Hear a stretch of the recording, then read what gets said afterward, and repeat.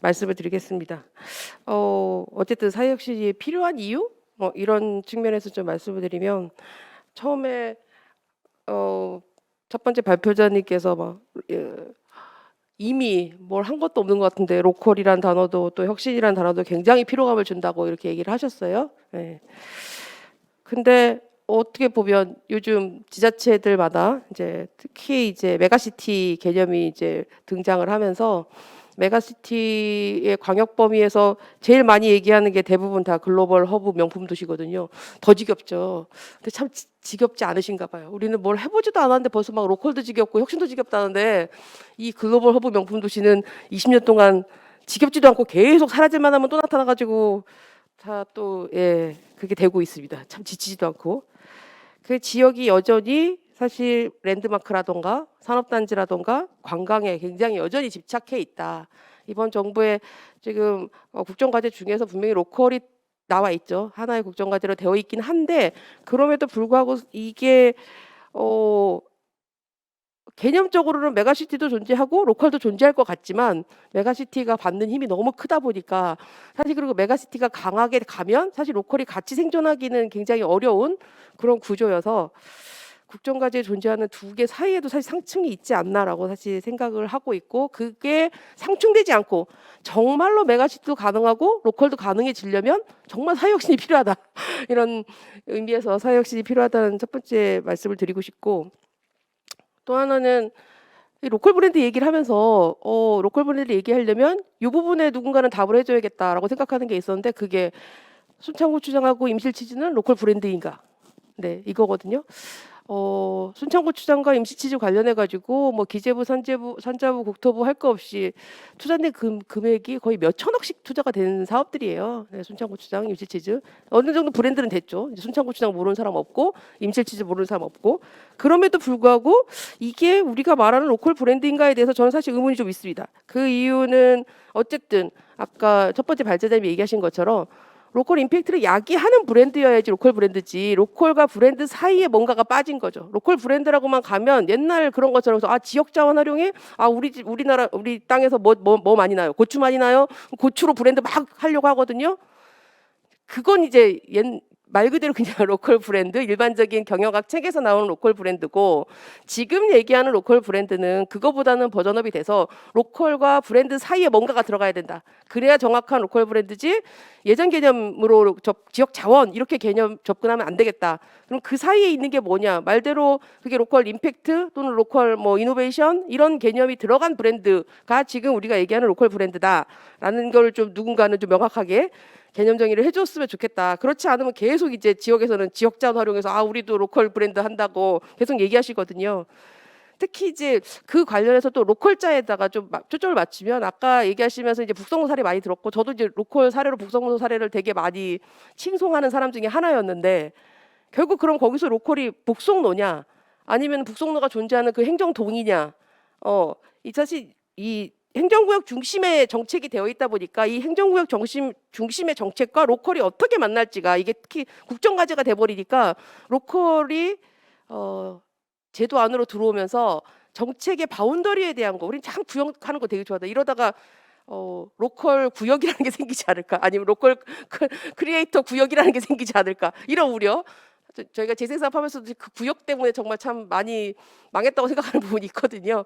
활성화 구역 하나 만든다고 하면서 도로 하나 사이로 저쪽은 이 사업에 못 들어와 이런 게 막 발생을 했잖아요. 로컬 크리에이터도 그런 게 생기면 로컬 크리에이터 지원하는 구역 바운더리가 생기면 거기 넘어가면 이제 지원 안 해. 뭐 이런 게 발생할 수 있다라는 우려가 있어서 이 부분도 좀 고민이 필요하지 않나. 이게 사회혁신이 필요한 부분이 아닌가라고 생각이 들고 관련해서 또 하나는 로컬 DNA라는 얘기 되게 말씀 많이 하셨거든요. 사실 그런 거에 어떻게 보면 좀 낭만이 있다고 생각되는 게 로컬이 되게 다르다. 다르지 않다고 주장하는 건 아니에요. 다르지 않다고 주장하는 건 아닌데 로컬이 성장하는 방식은 같았잖아요. 되게 고도 성장에 빨리빨리라는 문화가 사실 로컬 DNA라고 하는 것도 되어 있잖아요. 그렇다고 하면 약간 로컬의 재정의도 필요하지 않을까라는 게 조금 전에 말씀드린 그것과 같이 로컬의 범위라던가 이런 것과 연관해서 좀 고민이 돼야 될 부분이다라고 생각이 들고 세 번째 사역시 필요하다고 생각하는 건 사실 이제 제가 뭐 연말이라 바쁘다 막 이런 얘기도 드렸지만 그럼에도 불구하고 이 자리에 오고 싶었던 것은 제가 이제 계속 관심을 갖고 있던 북성로가 재개발로 없어졌단 말이에요. 너무 충격이었던 거예요. 그렇게 제가 우수 사례로 있고 사회 혁신이 일어난다는데 결국 자본의 힘에 이렇게 사라지나? 그럼에도 불구하고 사실 사람이 남지 않았을까라는 궁금은 당연히 있습니다. 마찬가지로 자사나의 그 다음 또는 뭐 청년마을의 그 다음은 어떨 건가에 대해서 사실 궁금했어요. 그래서 사실 이제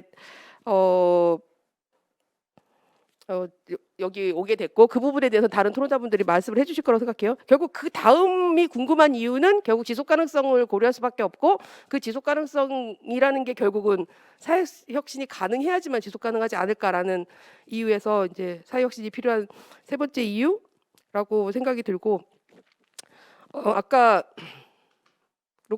그 포틀랜드 사례 설명하시면서 그렇게 얘기하셨잖아요. 내가 잘 살기 위해서 연대하는 사회다. 그 사회 문화가 아니죠, 저희가. 네. 막 생존이 각계 정투로 표현되는 사회이고 심지어 좀 완화한다고 하더라도 내가 잘 살아야 연대할 수 있는 사회 정도. 네. 내가 잘 살기 위해서 연대하는 게 아니라 내가 잘 살아야 연대할 수 있는 사회 정도가 된다면 포틀랜드는 우리 사례가 될 수 없다. 라는 게 저는 기본적으로 생각하는 거였고 아까 정수교 박사님 사례에서도 그런 얘기 많이 하셨어요. 왜 일본은 저게 가능해? 라고 얘기하니까 일본 지자체가 너무 가난해가지고 민간이 뭔가 해준다 그러면 정말 너무 감사한 상황이래요. 사실 우리 지자체 아직 돈 많거든요. 네, 돈이 많아요. 공공이 돈이 너무 많아요. 어떻게 보면 망한 지자체가 나와야 우리도 성공 사례가 좀 나오지 않을까라는 생각을 할 정도로 그리고 그 부분에서 또 이제 뭐 약간 사담을 말씀드리면 제가 지역도 많이 다니고 이러니까 사람들이 이제 그런 왜 책을 안 쓰냐 또는 뭐 지역에 많이 다니시니까 우수 사례들 좀 얘기해 달라 이런 거 많이 얘기하세요. 발표해 달라고. 제가 이제 발표 나눠고 책을 안 쓰는 이유가 성공 사례는 다 주인이 있다. 성공 사례는 액터가 있어요. 사람이 있어요. 사람이 없으면 성공할 수가 없으니까. 그럼 그 성공한 사례들은 그 사람들이 가서 하는 게 맞지. 내가 저기서 이렇게 성공했어요. 제가 북성공 사례 책에 한 번 쓰고 그다음부터 안 썼어요. 그다음에 그냥 전 대표님이 그 자리에 갈 수 있게 해드렸지 제가 그 자리로 한 번도 북성로를 한 적이 없거든요. 사람이 있기 때문에 성공 사례는 제가 말할 필요가 없어요. 그럼 이제 제가 할 수 있는 얘기는 실패 사례인데 그럼 100% 이제 고소당할 것 같은 거죠. 온 지자체가 왜 우리 실명을 거성했냐. 그러면 제가 쓸 수 있는 책은 땡땡 지자체의 땡땡 공무원이 땡땡 사업을 하면서 다 삐리릭밖에 안 되는 그런 책을 낼 수밖에 없잖아요. 마찬가지로 이제 좀 이게 그 일본에서 그 말씀을 드렸잖아요. 지금 이제 도로법 같은 것도 이제 많이 지자체가 스스로 바꾼 거예요. 저희 불법 점거죠. 이거 불법 점거라서 100% 고소 나가실 거예요. 이거 따라하시면 안 된다고. 제가 지자체한테 허락받고 해야 된다고. 저희는 그래서 지자체한테 허락받아야 되는 이게 사실은 게릴라전이잖아요. 갑자기 탁 해서 피고 나서 사람들이 동의하고 이런 개념인데 저희가 이제 그런 게릴라전을 할 수가 없는. 그래서 결국 공공은 레퍼런스가 없이 움직이지 않아요. 그건 뭐 관성일 수도 있고 조금 달라지려고 하다가 다시 또 이제 레퍼런스가 있어야 움직이는데 그런 레퍼런스를 이제 민간한테 자꾸 달라고 하죠. 근데 웃긴 거는 레퍼런스가 있어야 움직이는 게 공공인데 그 레퍼런스는 민간한테 받아야 되고 민간한테 받아서 결국 공공이 똑같은 걸 하잖아요. 그러니까 저는 계속 얘기하는 게 아까도 그 첫 번째 발표자님 얘기하셨지만 생태계가 되게 중요하다. 근데 민간은 그 복잡한 생태계를 개인이 할 수 없어요. 아무리 생태계를 만들고 싶어도 결국 공공이 할 일이 생태계 역할이고 민간이 사업을 해야 되는데 그러니까 생색나는 일을 민간이 하게 두고 생색은 좀 안 나지만 생태계를 구축하는 일을 공공이 해야 되는데 자꾸 우리는 민간한테 막 심지어 생태계를 구축하라고 그러고 공공은 막 사업하려고 하시니까 그런 부분에 있어서도 사실 사회혁신이 필요한 네 번째 이유가 아닐까라고 생각이 들고 관련해서 이제 이 경기도청에 사회혁신 복합단지 만든다는 기사 보고 결국은 사회혁신을 또 복합단지로 가나 이런 생각을 하게 됐어요.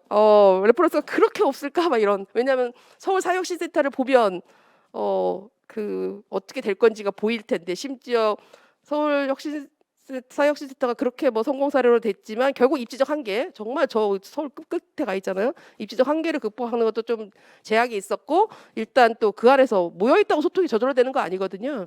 그렇기 때문에 결국 또 거기 또 그 모여 있는 그러니까 거기 모여 있는 사람들을 잘 소통하게 하라고 또 용역이 나가요. 서울시에서 혁신센터 나간 것뿐만 아니라 그런 것들을 봤을 때 사회혁신의 그런 레퍼런스가 너무 여전히 많지 않은 사실 저는 그럴 거면 차라리 기금 만들라고 얘기하고 싶거든요. 사회혁신 기금이 더 장기적으로 생태계에 도움이 될 거지 복합 단지보다는. 네. 이 정도. 네, 제가 10분 넘게 쓴 것 같네요. 네, 이 정도 말씀드리겠습니다.